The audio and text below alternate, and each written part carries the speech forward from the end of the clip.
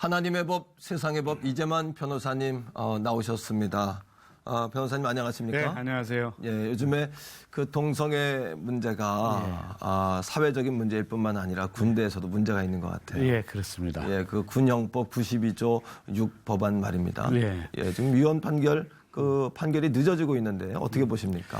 예, 그 헌법재판소에서 지난 6월 30일 날 선고 예정이었었는데 그렇죠. 예. 지금 7월 말로 연기됐습니다. 예. 근데 지난 4월과 5월에도 선고가 연기됐는데 예. 이제 헌법재판관들이 이제 아마 고민의 고민을 계속하고 심사숙고하느라고 예. 좀 이렇게 늦어지는 것으로 보여집니다. 고민할 문제가 이렇게 있을까요?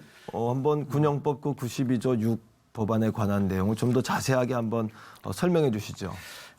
군형법 92조의 6이라는 것은 뭐냐면 네. 군인이나 또는 군무원, 사관, 생도 등 이제 이에 준하는 사람들이 네. 학문 선교나 추행을 했을 때는 2년 이하의 징역에 처한다 이런 규정이에요. 그렇죠. 근데 이제 예전에 92조의 5에는 어떻게 되어 있었냐면 예. 개간이나 추행을 한 경우에는 이제 예. 2년 이하의 징역에 처한다. 이 개간이라는 것은 이제 다계성형인데 네. 이게 개간은 동성애를 비하하는 얘기다. 그래서 이제 학문 선교로 바뀌었죠. 예.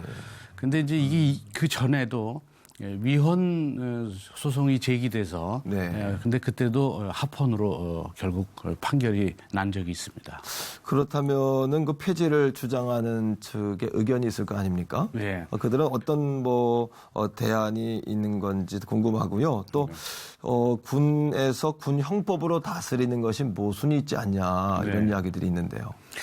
이제 폐지 주장은 그겁니다. 예. 원래 이제 이 성관계라는 것은 네. 합의에 의한 경우에는 처벌하지 않습니다. 물론 이제 동성간이든 이성간이든 네. 당사자 간의 합의에 의한 경우는 네. 그래서 강간이라든지 강제추행이라는 이 강제성이 들어간 경우에는 처벌하는 것이지만 네.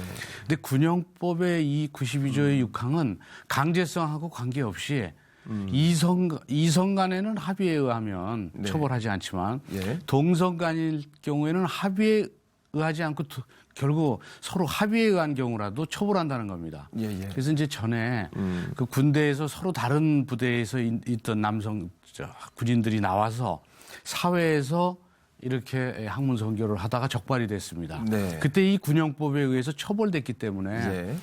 왜 동의를 받고 강제로 하지도 않았는데 왜 처벌하느냐. 근데 사회에서는 처벌하는 법이 없어요. 네, 예. 근데 군에서만 처벌하는 법이 있기 때문에 이것은 동성애에 대한 차별이고 동성애에 대한 처벌법이다. 네. 그래서 이건 폐지해야 된다. 이것이 이제 지금 폐지 주장이고요. 네, 예. 뭐 이거에 대한 대안은 형법, 성폭력 특별법이라든지 이런 법들이 있으니까 예, 예. 그걸로 대안으로 하면 되지. 굳이 이 법이 왜 필요하냐 그러는데 사실 그 법으로는 대안이 안 됩니다. 예, 예. 왜냐하면 사회 성폭력법은 예. 강제성이 있을 때만 처벌하니까 그렇죠. 그 군형법에 있는 이 법이 있어야만 그 동성애에 대한 동의 없는 동성애도 처벌할 수가 있는 것이죠. 아마 군대라는 좀 특수한 상황이 있는 것 같아요. 그렇죠. 그렇죠. 특히 이제 요즘에 보면은 어느 조사에 보니까 군에서 일어난 성 관련 범죄가 지속적으로 증가한다. 네. 이런 이야기가 나오는데 그건 어떻게 보십니까? 지금 이제 그 남성 간의 성폭행 수 자체도 이건 동의가 아니라 이제 강제성 있는 그런 예, 성폭행인데 예. 이게 이제 최근 4년 동안에 한 2배 정도 급증하고 있죠. 그래서 이제 대검찰청 자료에 의하면 그 남성 간 성폭행이 네. 2010년에 702건이었는데 2014년에는 1375건으로 예. 이렇게 아주 급격히 증가하고 있죠. 근데 군대 내 성폭력 사건은 더 급증하고 있습니다. 네. 그래서 2012년에 83건이었는데 2014년에는 220건으로 증가하고 아주 굉장히 많이 증가하고 있고. 심각하네요. 예, 그렇죠. 근데 이런 성폭력은 사회에서나 또는 군대에서나 다 이제 처벌할 수 있는 규정들은 있는데 문제는 군대에서 이 92조의 6의 그 규정처럼 그 동의에 있는 경우에도 처벌하는 이 규정이 좀 필요한 이유는 예. 지금 게이들이 쓰는 전용 앱에 예. 현역 군인들도 많이 들어가서 그 남성 파트너를 구하고 있는 그런 사례들이 많이 적발되고 있습니다. 예, 예. 그래서 결국 군대라는 그런 특수성이 있기 때문에 군대에서는 결국 아무리 합의에 의한 경우라도 처벌해야 되지 않느냐 이렇게 이제 보고 있는 것이죠. 이제 군대 내에서는 사실은 상명하복 그런 문화 때문에 예. 그런 어려움들을 당했을 때 이제 혼자 해결하기가 어렵지 않습니까? 예, 그렇습니다. 예, 그리고 이제 기독교계는 물론이고 많은 분들이 우려하는 부분들이 이제 그런 부분인데 7월 말에 판결이 난다고 하셨는데 일단 지켜봐야 될 것 같고 어떻게 보십니까? 그런 부분은. 그 2011년에도 예. 그 조항이 합헌 판결이 났습니다. 예, 그게 예. 폐지되지 않았죠. 그렇죠. 그때 이제 헌법재판소 판결은 군 전체 생활에 건전한 군 생활과 군기 유지를 위해서 그렇죠. 결국은 필요하다. 예, 그리고 맞습니다. 개인의 성적 자기 결정권이나 예. 또는 사생활의 뭐 비밀이라든지 또는 개인적인 인권보다는 예. 군 전체의 군 전투력을 유지한다거나 그렇죠. 또는 그 정신 전력의 저하를 막고 네, 또 예. 국가 안보를 위한 그 사회적 공익이 맞습니다. 예. 훨씬 더 크다. 그렇죠. 그래서 결국은 합헌 판결이 났습니다. 네. 그래서 이제 이번 판결도 결국 이제 합헌 판결이 날 걸로 예측은 합니다. 네. 그래서 이게 합헌 판결이 나서 이 조항이 유지돼야만 우리 그 자녀들의 건강한 삶이라든지 그렇죠. 또는 화목한 가정이라든지 네. 또는 풍요로운 대한민국을 유지하기 위해서도 예, 예. 반드시 이 조항은 유지돼야 된다고 보는 것이죠. 아마 그 동성애 문제가 이제 사회 일부의 문제에서 예. 사회 곳곳으로 파고드는 그런 문제가 되고 있는 것 같고 네.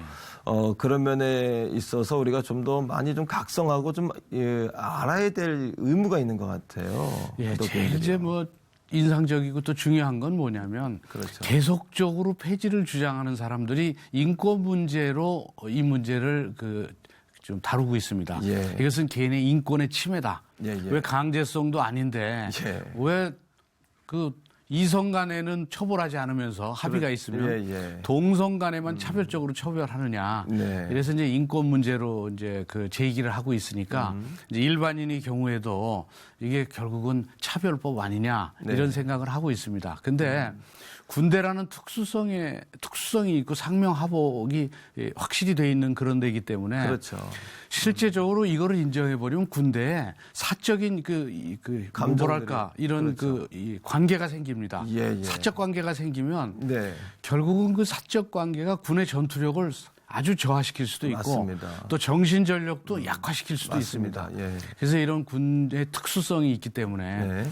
그리고 사실은 동성애는 인권적인 침해 문제가 아니고 네. 동성애자들의 성적 정체성을 찾아주는 것이 오히려 그들의 인권을 보호해주는 그런 역할을 한다고 보기 때문에 그런 점에 대해서 이제 기독교계에서도 네. 상당히 일반인한테 이건 인권 문제가 아니다.